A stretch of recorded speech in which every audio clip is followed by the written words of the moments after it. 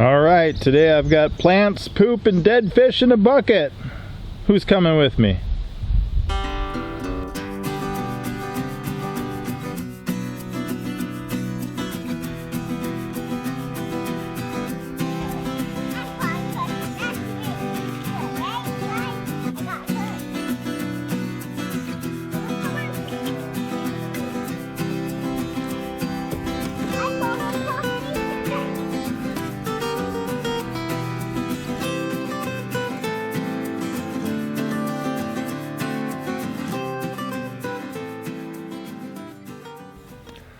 Alright guys, Papa Pepper back once again at the Abundant Harvest Homestead, and today I'm going to show you 4 simple liquid fertilizers that you can make at home that I like to use in my garden. These are some super rich, powerful fertilizers, and you guys will be happy to be able to use them in your garden too. So today we'll be using Stinging Nettle, Comfrey, hey buddy, Rabbit Manure, and dead fish. So this is a bucket of comfrey leaves. This is the newest one to me, but comfrey is a wonderful plant if you're going to have a garden, if you're especially into medicinals and stuff.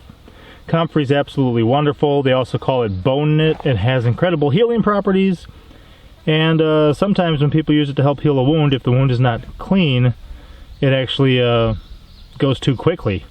So it just helps heal super fast. A wonderful plant. I know a woman who fractured her hand and it was just a complete mess, but she used some comfrey and the thing just kind of repositioned itself, was kind of the story I was told. So they've got a deep taproot and high in the big ones that plants usually need, the plant fertilizers, the NPK, the nitrogen, phosphorus, and potassium.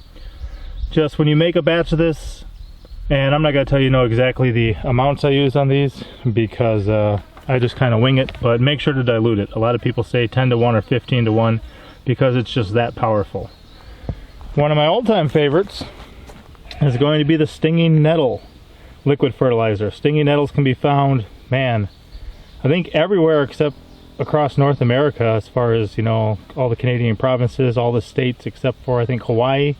You can find it across the pond over in the UK and other places too. A pretty well-known plant around the world, used for a lot of things. We really like it for a large number of things, but fertilizer is one of them as well. So again, you've got something that's high in nitrogen and potassium. It also has like iron, magnesium, calcium, and copper, and you're going to want to dilute that one at like a 10 to 1, but you just pretty much chop it up, stick it in a bucket, put a rock on top of it, fill it with water, and let it sit. I usually go a couple weeks. And at first it smells really good to me because I like making Stinging Nettle tea, and you can smell how rich it is. When I make a tea out of it, it's like a vitamin pill and an energy drink all in one. It's so healthy for you. Some people call it, one of the most, nutritious plants you could actually eat. This one's rabbit manure. So the reason we have rabbits right now is twofold. One is rabbit manure, and 2 is that they can kind of pay for themselves. In fact, tomorrow I think I'm going to trade a couple and then buy a new garden hoe, so they'll be helping provide for the homestead here. But rabbit manure, again, high in nitrogen and potassium, and then, or nitrogen and phosphorus especially, also has potassium in it, and then a variety of micronutrients and minerals. It is a cold manure, so it will not burn your plants. And then if you just kind of put it in this liquid form, you can apply it to the top of the soil and it'll soak down and feed the plants. Otherwise, you can just take dry rabbit manure and sprinkle it, at the base of your plants, and then as it rains or as you water, it'll naturally kind of soak down into the soil to feed your plants. People sell this stuff even online, rabbit manure. It's absolutely excellent. And the last one is why I say, don't flush your goldfish. There are some more things deeper in this bucket, but you can see there's one little fish floating from a recent adventure we had. If you hook a fish too deep in the wild, it'll be turtle food. It may be eaten by another fish, or crayfish and stuff like that, but you can bring it home too and use it in the garden. Or if you clean fish, you fillet them, you got your head, you got your guts, you got your skeleton, drop that in a bucket. Covered buckets work better. They keep the flies away. I will absolutely admit that.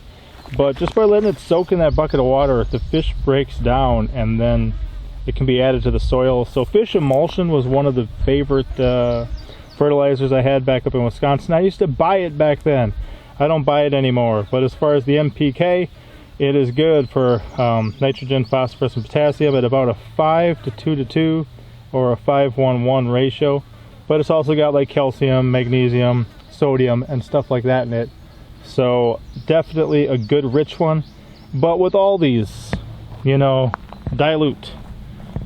Brew it up in a good batch and then kind of cut it, especially with you know, or just if you got a 5-gallon bucket and you're using rabbit manure, just put a little bit of rabbit manure in there. This one's got quite a bit in it, hence all the...